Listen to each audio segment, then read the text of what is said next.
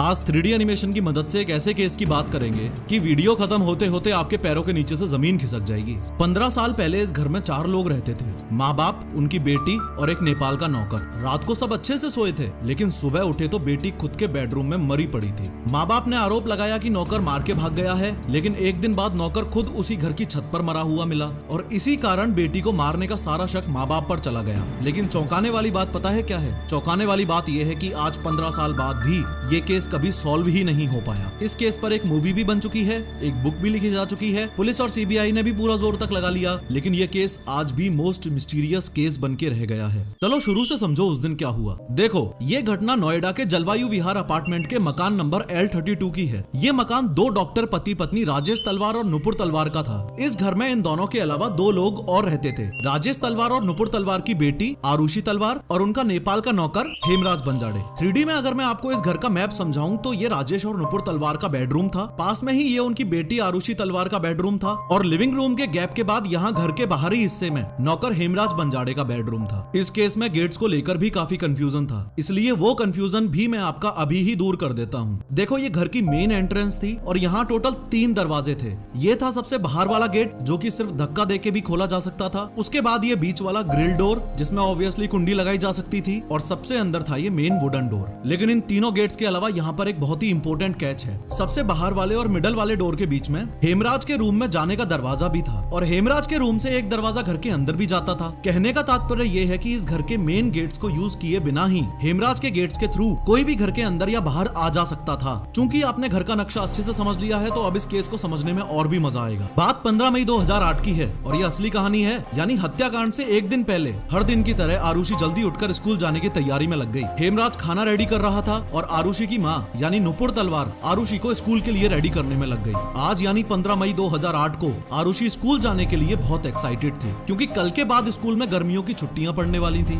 यही रीजन था कि आरुषि का बर्थडे वैसे तो 24 मई को आता था, लेकिन उसने 16 मई को ही यानी स्कूल के लास्ट वर्किंग डे को ही दोस्तों के साथ बर्थडे मनाने का फैसला लिया। खैर, आरुषि के स्कूल जाने के बाद उसके माँ बाप भी अपने काम पर क्लिनिक चले गए और सब रात को 9:15 बजे वापस एक साथ डिनर करने बैठ गए। खाना खाने के बाद आरुषि तलवार अपने कमरे में आ गई, राजेश और नुपुर तलवार अपने अपने कमरे में गए और हेमराज बर्तन वगैरह धोने में लग गया। कुछ देर बाद ही दोनों माँ बाप आरुषि के कमरे में आए और अगले दिन आयोजित होने वाली बर्थडे पार्टी की प्लानिंग करने लगे। प्लानिंग करने के बाद बाप ने अपनी बेटी को बर्थडे गिफ्ट के तौर पर एक सोनी का DSC-W130 कैमरा गिफ्ट किया। गिफ्ट पाकर आरुषि बहुत खुश थी और उसने आपस में काफी सारी फोटोज ली। सीबीआई की रिपोर्ट्स के अनुसार लास्ट पिक्चर उसने 10:10 पर क्लिक की थी। पिक्चर्स वगैरह क्लिक करने के बाद राजेश और नुपुर अपने रूम में चले गए और आरुषि अपने रूम में। फिर रात 11 बजे राजेश तलवार अपने रूम में अपने लैपटॉप पर काम कर रहे थे और उन्होंने नुपुर को राउटर ऑन करने के लिए कहा। इंटरनेट राउटर आरुषि के रूम में लगा हुआ था। नुपुर आरुषि के रूम में आई और चुपचाप राउटर ऑन करके वापस चली गई। इस समय आरुषि अपने रूम में चेतन भगत की एक novel the 3 mistakes of my life पढ़ रही थी।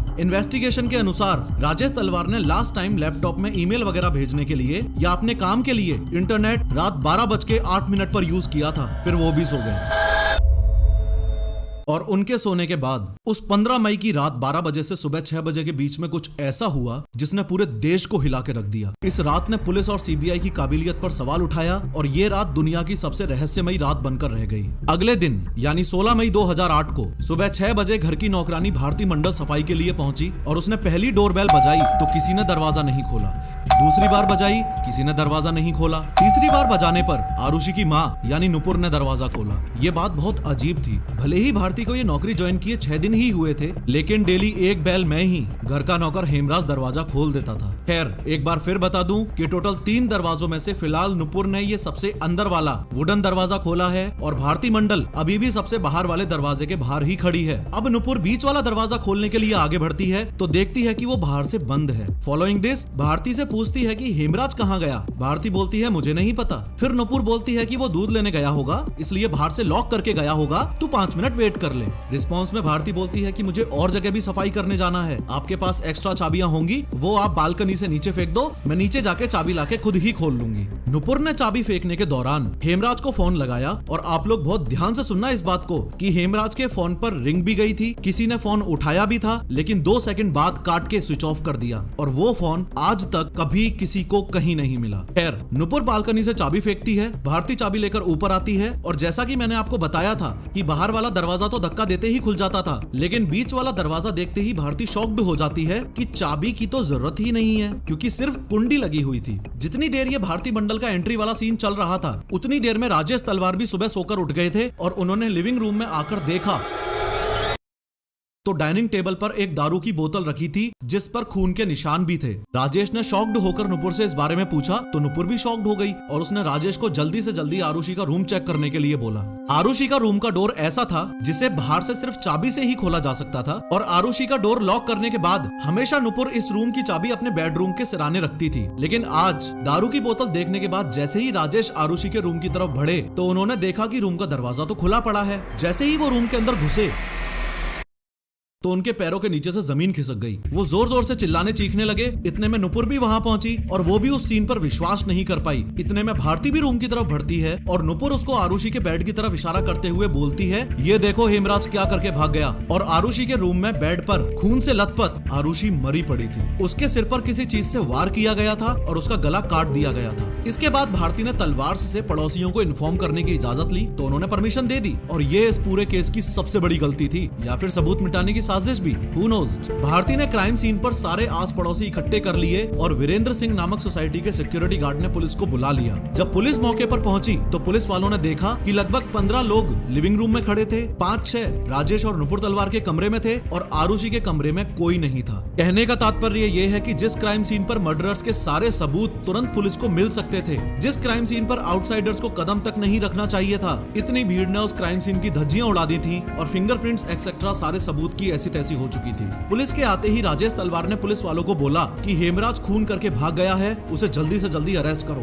कथित तौर पर राजेश तलवार ने ये तक भी बोला कि मैं खुद 25,000 रुपए दूंगा अगर पुलिस उसे नेपाल जाके तुरंत पकड़ ले तो। पुलिस ने भी अपनी तरफ से कहानी बना ली कि रात में शराब पीकर नौकर हेमराज ने आरुषि के साथ जबरदस्ती करने की कोशिश की और आरुषि ने विरोध किया तो वो उसे मार के भाग गया। इस थ्योरी के बेसिस पर पुलिस ने इसे ओपन एंड शट केस बताया, हेमराज पर 20,000 का इनाम रख दिया और पुलिस की एक टीम नेपाल के लिए रवाना हो गई। हालांकि क्राइम सीन यानी राजेश तलवार के इस घर में मौजूद सबूत पूरी तरह से तहस नहस हो चुके थे, पर फिर भी पुलिस ने फिंगरप्रिंट्स, आरुषि के कपड़े, बेडशीट एक्सेट्रा सब फॉरेंसिक वालों को हैंडओवर कर दिया। क्राइम सीन के इन्वेस्टिगेशन के दौरान पुलिस को छत की ओर जाती हुई सीढ़ियों पर खून के धब्बे मिले, लेकिन छत का दरवाजा बंद था तो पुलिस वालों ने राजेश तलवार से चाबी मांगी। चाबी ढूंढने के लिए राजेश तलवार काफी देर तक अपने रूम में ही रहे और पुलिस ने जब दोबारा चाबी मांगी तो वो भड़क गए। कहने लगे कि खूनी हेमराज तो नेपाल में बैठा है और आप छत पे जाके टाइम वेस्ट करने में लगे हो। सीबीआई रिपोर्ट्स के अनुसार पुलिस वाले से जब बाद में पूछा गया कि भाई पहले दिन ही छत पे क्यों नहीं चेक किया, तो उसने ये भी बोला था कि सर छत के गेट के पास बहुत गर्मी थी, इसलिए मैं ज्यादा इंतजार किए बिना ही वहां से वापस नीचे चला गया था। 17 मई 2008 यानी आरुषि के हत्याकांड के एक दिन बाद राजेश और नुपुर तो अस्थियां बहाने के लिए हरिद्वार निकल गए और पुलिस ने अपनी जांच जारी रखी। एक रिटायर्ड पुलिस ऑफिसर के गौतम जो क्राइम सीन पर किसी की रिक्वेस्ट पर आए थे, उन्होंने सीढ़ियों पर पड़े हुए खून के धब्बों को सीरियसली लिया और चाबी ना मिलने पर छत के दरवाजे का ताला तोड़ दिया। छत पर पहुंचते ही सुबह 10:30 बजे के आसपास पुलिस वालों ने यहाँ जो देखा वो देखकर उनके होश उड़ गए। यहाँ हेमराज की लाश पड़ी हुई थी और इसको भी वैसे ही मारा गया था जैसे आरुषि को। बॉडी कंफर्म करने के लिए राजेश और नुपुर तलवार को वापस बुलाया गया। राजेश ने पहले तो पहचानने से मना कर दिया, लेकिन बाद में नुपुर से भी कंफर्मेशन लेने के बाद एग्री किया कि हाँ ये हेमराज की ही लाश है। यहाँ मैं आपको इस वीडियो का मोस्ट इंपोर्टेंट पॉइंट बताने जा रहा हूँ, ध्यान से सुनो। इसी छत की दीवार पर एक खून से सना हुआ हाथ इस तरीके से लगा हुआ था। ये इस पूरे केस का दी मोस्ट इंपोर्टेंट एविडेंस था।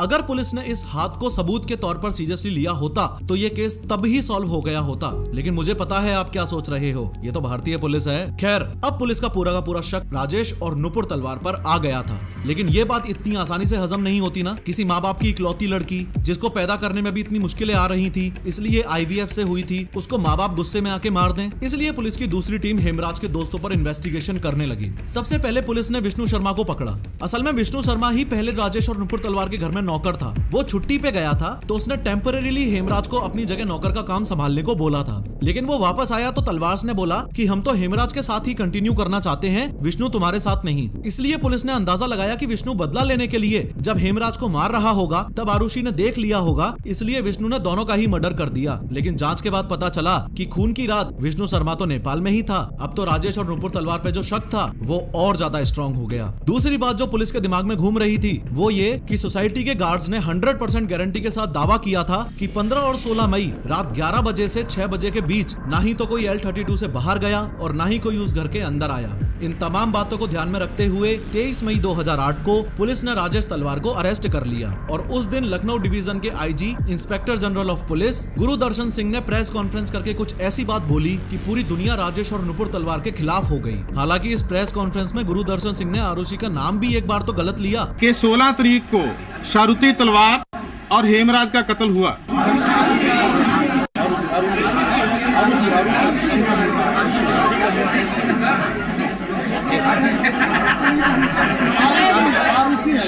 Yes. प्लीज कोई नहीं सकता। लेकिन पुलिस ने बताया कि राजेश तलवार का उन्हीं के क्लिनिक में एक्स्ट्रा मैरिटल अफेयर था। इस बात का पता आरुषि को लग गया था। स्ट्रेस में आके आरुषि ने हेमराज से ऐसी बातें करनी शुरू की और वो दोनों नाजायज संबंध में आ गए थे। 15 और 16 मई की रात जब राजेश तलवार पानी पीने के लिए उठे तो उन्होंने देखा कि आरुषि का रूम का डोर खुला हुआ है। अंदर जाते ही उन्होंने देखा कि वो दोनों आपत्तिजनक स्थिति में हैं। तो राजेश हेमराज को मारते मारते ऊपर ले गए, छत पर उसे जान से मार दिया, फिर नीचे आके भारी मात्रा में शराब पी और अपनी बेटी आरुषि को भी मार दिया। लेकिन इस बयान के थ्रू इतनी छोटी बच्ची के कैरेक्टर पर कीचड़ उछाली जा रही थी, इसलिए लोगों ने जम के पुलिस का विरोध किया। फॉलोइंग दिस पुलिस ने प्रेशर में आके अपना बयान बदल दिया और बताया आरुषि को अपने पिता राजेश तलवार के क्लिनिक में एक्स्ट्रा मैरिटल अफेयर का पता चल गया था, वो उसे ब्लैकमेल करने लगी थी, इसलिए राजेश तलवार ने अपनी बेटी आरुषि की हत्या कर दी। इस कांड को हेमराज ने देख लिया था, इसलिए राजेश ने उसे भी मार दिया। इन शॉर्ट उस बयान के बाद काफी इन्वेस्टिगेशन हुए, लेकिन ओवरऑल सिचुएशन ये थी, 2 सीबीआई की टीम इन्वॉल्व हुई थी। पहली सीबीआई की टीम ने इन्वेस्टिगेशन के बाद ये क्लेम किया था कि मर्डर कृष्णा थडरई ने किया है। कृष्णा भी असल में नेपाल का ही था, नौकर हेमराज बंजाड़े का दोस्त था और डॉक्टर राजेश तलवार के क्लिनिक में असिस्टेंट के रूप में काम करता था। आरुषि के मर्डर से 2 दिन पहले कृष्णा से क्लिनिक में कुछ गलती हो गई थी, जिस बात पर राजेश ने कृष्णा को बाकियों के सामने बहुत बुरी तरह डांटा। इसके बदले में कृष्णा ने यह भी बोला था कि मैं इसका बदला राजेश तलवार से जरूर लूंगा, और ऐसा बोलते हुए उसको सुना था राजेश तलवार के ड्राइवर उमेश शर्मा ने। लेकिन सीबीआई की फर्स्ट टीम की ये थ्योरी भी सही साबित नहीं हुई, क्योंकि कृष्णा जिस घर में रहता था उस घर के मकान मालिक ने कंफर्म किया था कि कृष्णा तो खून के समय उनके साथ ही था। इस जगह हो सकता है आप तलवार मूवी के एंगल से नार्को टेस्ट एक्सेट्रा को याद करें, लेकिन तलवार मूवी पर भी ये आरोप है कि वो मूवी तलवार दंपत्ति की इमेज को सुधारने के लिए बनाई गई थी। फिर ये केस दूसरी सीबीआई टीम के हाथ में चला गया और दूसरी सीबीआई की टीम ने इन्वेस्टिगेशन के बाद ये क्लेम किया कि नौकरों का आरुषि के खून से कोई लेना देना नहीं है। जिस तरीके का कट आरुषि और हेमराज के गले पर मिला है उससे तो यही लगता है कि वो किसी प्रोफेशनल ने सर्जिकल ब्लेड से किया होगा। लेकिन दूसरी सीबीआई की टीम को भी तलवार के खिलाफ कोई ठोस सबूत नहीं मिला, इसलिए उन्होंने इस केस को हमेशा के लिए बंद करवाने की कोर्ट में अपील कर दी। ये केस इंडिया का मोस्ट मिस्टीरियस मर्डर केस माना जाता है। ये केस आज तक सॉल्व ना हो पाने के पीछे मेन रीजन तो नोएडा पुलिस ही है। अगर नोएडा पुलिस ने घर की छत पर लगे उस ब्लडेड हैंड को सीरियसली ले लिया होता तो खूनी आराम से पकड़ा जाता। इंदिरा गांधी को बॉडीगार्ड्स ने कैसे मारा, इस वीडियो पर क्लिक करके जरूर